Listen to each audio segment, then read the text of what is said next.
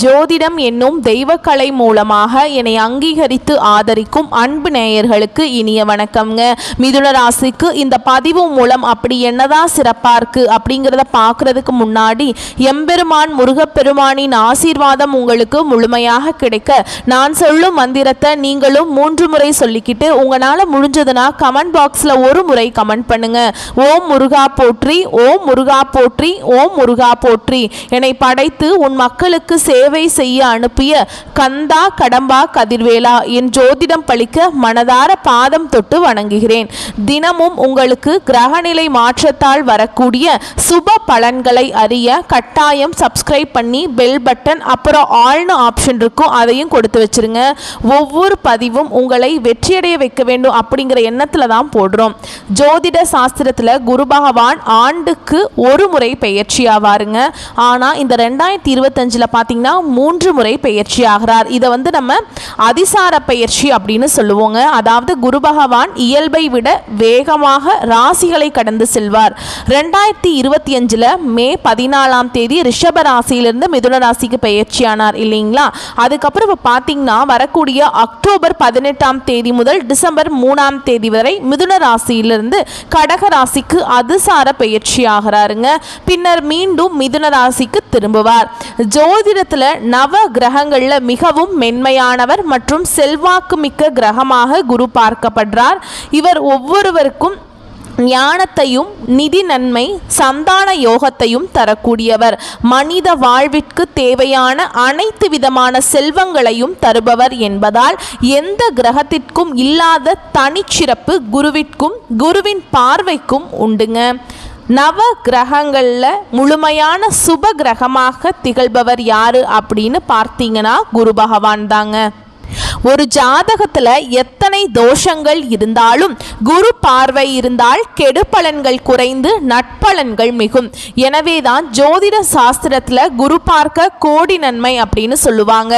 குரு இருக்கும் இடத்தை வைத்து ஒரு ஜாதகத்துல குழந்தைகளின் நிலையை அறிய முடியும். அதனால் இதை புத்திரகாரகன் அப்படின்னு குருவை சொல்லுவாங்க. மனிதனின் அனைத்து தேவைகளையும் நிறைவு செய்யும் பணத்திற்கு அதிபதி என்பதால் தனகாரகன் அப்படின்னு கூப்பிடுறாங்க குரு பகவான.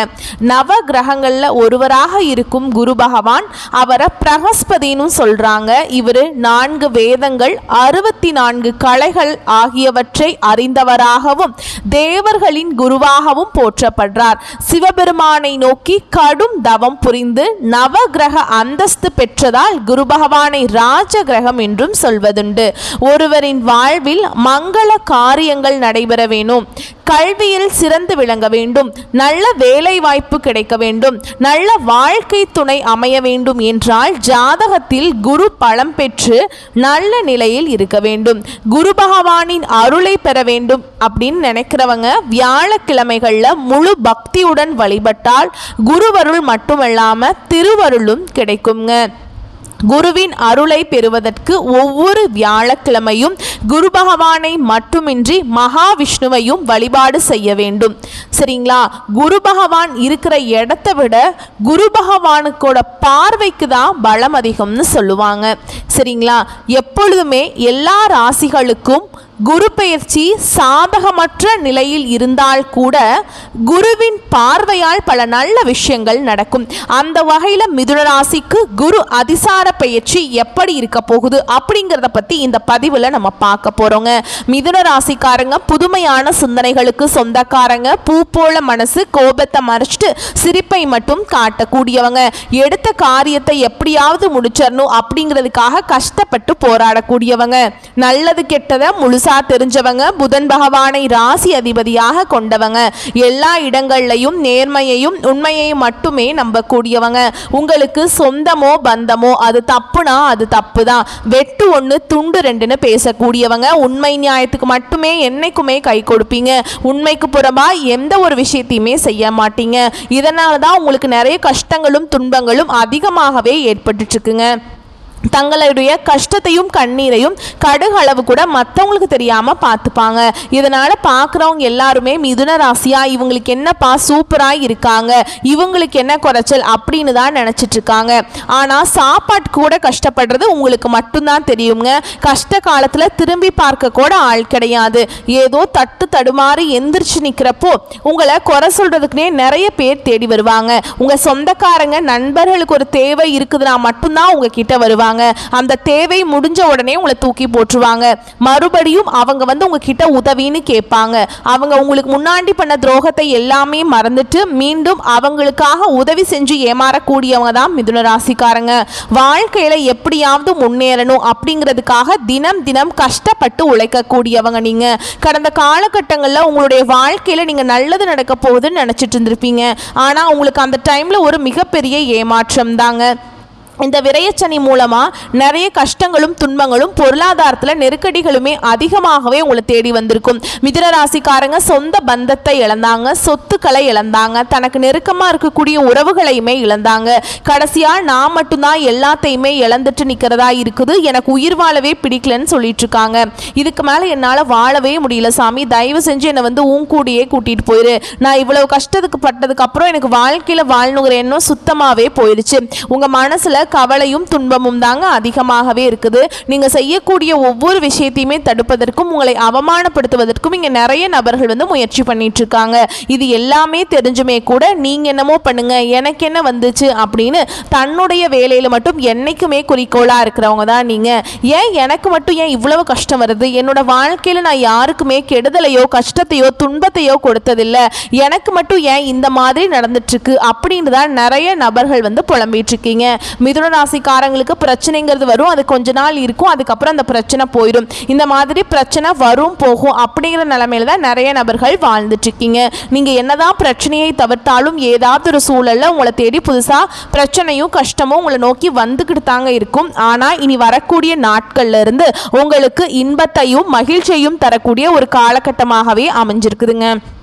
அதாவது பார்த்தீங்கன்னா சனி பகவானுடைய வக்ர பயிற்சியும் ஸ்டார்ட் ஆயிடுச்சு. ஓகேங்களா, மார்ச் மாதம் 29ஆம் தேதி பார்த்தீங்கன்னா சனி பயிற்சியானது வந்து கும்பராசிலிருந்து சனி பகவான் மீன ராசிக்கு வந்துட்டார். அதன் மூலமாக சனி பயிற்சி மூலமாக ஒரு சில ராசிக்காரர்களுக்கு நல்லதும் நடந்திருக்கும் கெட்டதும் நடந்திருக்கும். ஆனால் இனி வரக்கூடிய நாட்களை பொறுத்த வரைக்கும் பார்த்தீங்கன்னா சனி பகவான் இத்தனை நாட்களாக உங்களுக்கு வந்து மைனஸாக செயல்பட்டு கொண்டிருந்தார். இனி வரக்கூடிய ஒரு 5 மாதங்களுக்கு முழுவதுமாகவே ப்ளஸ்ஸாக செயல்பட போகிறார். இதுதான் வந்து சனியுடைய வக்ர பயிற்சி. அது மட்டும் இல்லாமல் இந்த ஆகஸ்ட் 16ஆம் தேதி பார்த்தீங்கன்னா சுக்கிர பயிற்சியும் ஸ்டார்ட் ஆகி நடந்துட்டுருக்கு. ஓகேங்களா, சுக்கிர பகவான் பார்த்தீங்கன்னா ரிஷப ராசியிலேருந்து உங்களுடைய ராசிக்கு அதாவது மிதுன ராசிக்கு தான் வந்து சஞ்சாரம் பண்றார். ஓகேங்களா, அதே மாதிரி இனி வரக்கூடிய நாட்கள்ல குருவுடைய அதிசார பயிற்சியும் உங்களுக்கு வந்து நடக்க போகுதுங்க. கண்டிப்பா வரக்கூடிய ஒரு 6 மாதங்களை பொறுத்த வரைக்கும் சுக்கிர பயிற்சி மூலமாகவும் குருவுடைய அதிசார பயிற்சி மூலமாகவும் நல்ல ஒரு முன்னேற்றத்தையும் நல்ல ஒரு ராஜயோகத்தையும் கொண்டுள்ள ஒரு நாட்களாகவே வந்து பார்க்கப்படுதுங்க. அப்படிங்கிறதுல எந்த ஒரு மாற்று கருத்துமே கிடையாது. ஏன்னா ஒருத்தன் வாழ்க்கையில் வந்து கொடி கட்டி பறக்கிறான்னா அவனை கூட இருந்து பார்க்குறவங்க எல்லாருமே அவனுக்கு என்னப்பா சுக்கிரன் உச்சத்தில் இருக்கான், குரு நல்லா இருக்காரு அப்படின்னு சொல்லுவாங்க. மிதுன ராசிக்காரங்களுக்கு மட்டும்தான் சுக்கிர பகவான் உச்சத்தில் இருக்க போறாருங்க. மீதி எல்லாருமே நல்ல பலன்கள் கிடைச்சாலுமே மிதுன ராசிக்கு தான் தன்னுடைய 100% பலனுமே வந்துட்டு சுக்கிர பகவான் உங்களுக்கு முழுமையாக அள்ளித்தர போறார். எந்த ராசிக்காரர் கொடுக்குறாரோ இல்லையோங்க, உங்களுக்கு மிதுன ராசிக்காரர்களுக்கு குருவும் சுக்கிரனும் மாற்றி மாற்றி உங்களுக்கு நல்லது பண்ண போறாங்க. இதன் மூலமாக கடந்த காலகட்டங்களில் உங்களுடைய வாழ்க்கையில் நீங்கள் எதையெல்லாமே இழந்துட்டு கஷ்டப்பட்டு இருக்கீங்களோ அது அனைத்தும் தரக்கூடிய ஒரு காலகட்டமாகவே பார்க்கப்படுது. அது மட்டும் இல்லாமல் இந்த ஆகஸ்ட் இறுதியில் பார்த்தீங்கன்னா 5 கிரகங்களுடைய சேர்க்கையும் இருக்குதுங்க. இதன் மூலமாக பார்த்தீங்கன்னா இத்தனை நாட்களாக குரு பெயர்ச்சியோட பலன்கள் வந்து உங்களுக்கு கிடைக்காம இருந்ததுங்க. குரு பெயர்ச்சியோட பலன்களும் கிடைக்கிறதுனால வரக்கூடிய நாட்களில் எளிமையாக வந்து உங்களுடைய கடன் பிரச்சனை அனைத்தும் நீங்கள் ஈஸியாக கட்டி முடிச்சிருவீங்க. ஏன்னா குரு பெயர்ச்சி மூலமாக உங்களுக்கு மட்டும்தான் பலன்கள் கிடைக்காம இருந்ததுங்க. ஆனா இனி வரக்கூடிய நேரத்தில் நாட்கள்ல அதனுடைய பலன்களும் கிடைக்கிறதுனால நல்ல ஒரு பொருளாதார முன்னேற்றம் அப்படிங்கிறது உங்களுக்கு படிப்படியாகவே உயரப்போகுது. கடந்த காலகட்டங்களில் நல்ல ஒரு வேலைங்கிறது கிடைச்சிருக்காது. ஏதோ ஒரு கிடைக்கிற வேலைக்கு ஒரு 10,000 சம்பளத்துக்கோ 15,000 சம்பளத்துக்கோ வீட்டில் பக்கத்தில் இருக்க வேலைக்கு போயிட்டு இருந்திருப்பீங்க. ஆனால் நீங்கள் படித்த படிப்புங்கிறது வேறையாக இருக்கும். ஆனால் சம்மந்தமே இல்லாத ஒரு வேலையை செஞ்சுட்டு இருப்பீங்க, வேறு வழியே இருந்திருக்காது குடும்ப கஷ்டத்துக்காக. ஆனால் இனி வரக்கூடிய நாட்களில் நீங்கள் ஒரு அரசாங்க வேலைக்கு ட்ரை பண்ணாலும் சரி, இல்லை ஒரு ஐடி ஜாபோ, ப்ரைவேட் ஜாபோ, பேங்க் ஜாபோ, நீங்கள் எங்கே வேலைக்கு ட்ரை பண்ணாலும் அந்த ஜாப் அப்படிங்கிறது உங்களுக்கு நிச்சயமாக கிடைக்க போகுதுங்க. கோர்ட்டு கேஸுன்னு ரொம்ப நாட்களாக வந்து அலைஞ்சிட்டு இருக்க நபர்களுக்கு விரைவில் உங்களுக்கு சாதகமாகவே தீர்ப்பு வரும். சொத்து பிரச்சனையும் உங்களுக்கு சாதகமாகவே முடியும். சனி பகவானுடைய பார்வை உங்களுக்கு நேரடியாகவே இருக்குதுங்க. இதன் மூலம் வருமானம் அப்படிங்கிறது பல வழிகளில் வரும். தொழிலில் லாபம் சற்று அதிகமாகவே கிடைக்கும். அரசியல்வாதிகளை பொறுத்த வரைக்கும் புதிய பொறுப்புகள், புதிய பதவிகள் எல்லாமே தானாகவே உங்களை வந்து சேரும். ராகுவால உங்களுடைய செல்வாக்கு உயரும், உடல் ஆரோக்கியம் மேம்படும், சங்கடங்கள் நீங்கும். மறைமுகமாக உங்க தொழில் வாழ்க்கையிலும் சரிங்க, இல்லற வாழ்க்கையிலும் சரி, நிறைய நபர்கள் வந்து தொல்லை கொடுத்துட்டு இருந்திருப்பாங்க. இனி அவங்களுடைய தொந்தரவுங்கிறது முழுவதுமாகவே இருக்காது. கடந்த காலகட்டங்களில் நீங்களும் ஒரு கம்பெனியில இரவு பகல் பார்க்காம உழைச்சிட்டு இருந்திருப்பீங்க. உங்களுடைய சொந்த கம்பெனியா நினைச்சு வேலை செஞ்சிருப்பீங்க. ஆனா உங்களுக்கு அப்புறம் வேலைக்கு வந்திருப்பாங்க. அவங்களுக்கு வந்து நிறைய சலுகைகள் எல்லாமே உங்கள் கம்பெனி எல்லாம் கொடுத்துருப்பாங்க. அதை பார்த்து ரொம்பவே மனவேதனைப்பட்டிருப்பீங்க. ஆனால் இனி வரக்கூடிய நாட்களில் பார்த்தீங்கன்னா உங்களுக்கு சம்பள உயர்வு, பதவி உயர்வு, உங்களுக்கு மேல் இருக்கக்கூடிய அதிகாரிகளுடைய ஆதரவு முதற்கொண்டு உங்களுக்கு கிடைக்க போகுதுங்க. இனி உங்கள் வார்த்தைக்கும் மதிப்பு மரியாதை கிடைக்கும். அந்தஸ்தில் நீங்கள் எதிர்பார்த்த உயர்வுக்கு போகிறீங்க. இனி நினைச்சது எல்லாமே நடக்கும். தொழில் வியாபார தடைகள் அனைத்தும் விலகும். லாபம் அதிகமாக கிடைக்கும். முன்னேற்றம் உண்டாகும். வரவேண்டிய பணம் விரைவில் கைக்கு வந்து சேரும். குடும்பத்தில் நெருக்கடிகள் விலகும். செல்வாக்கு அந்தஸ்து உயரும். வெளிநாட்டு முயற்சிகள் வெற்றியை தரும். தெய்வ சிந்தனை அதிகமாக இருக்கும். பெரியோர்களுடைய உதவிகள் கிடைக்கும். உறவில் இருந்த சண்டை சச்சரவு முழுவதுமாகவே விலகும். புதிய நண்பர்கள் உங்களுக்கு உதவி செய்வாங்க. தொழிலில் ஏற்பட்ட நெருக்கடிகள் நீங்கும். முடங்கி கிடந்த நிறுவனங்கள் மீண்டும் இயங்கும்.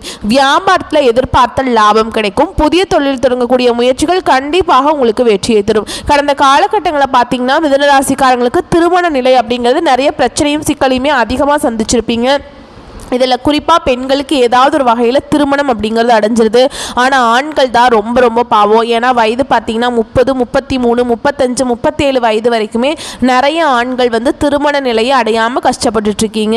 அடித்து பிடிச்சி அது வரைக்கும் போனால் கூட அக்கம் பக்கம் இருக்கிறவங்க ஏதாவது சொல்லி எடுத்து விட்டுறாங்க. இந்த மாதிரி நிறைய பிரச்சனைக்கு ஆளாக்கப்பட்டவங்க தான் நீங்கள்.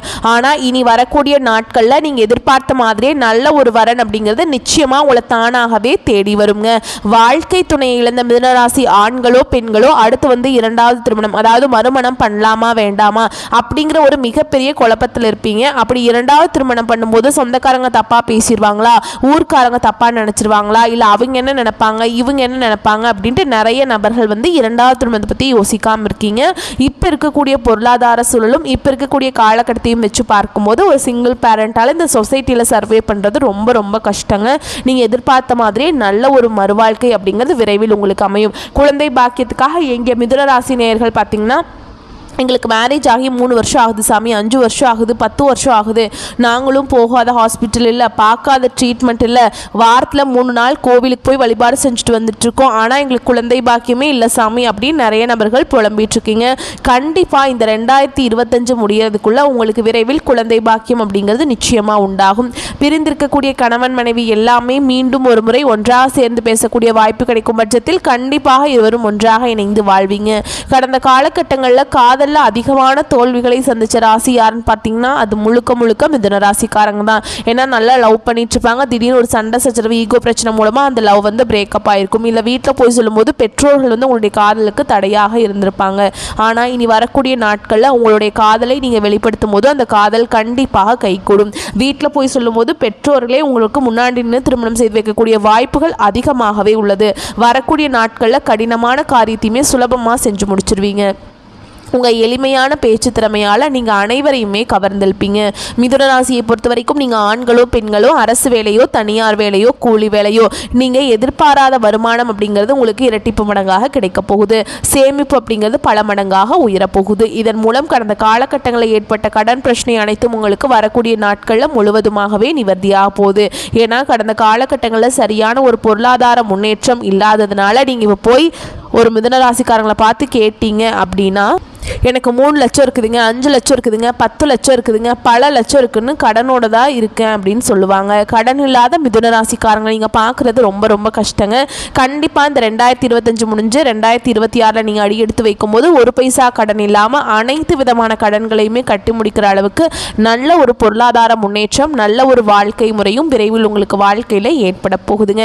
இனி வரக்கூடிய நாட்களில் உங்களுடைய வளர்ச்சி அப்படிங்கிறது யாருமே எதிர்பார்க்காத அளவுக்கு ஒரு மிகப்பெரிய ஒரு அசுர வளர்ச்சியாக இருக்க போகுது.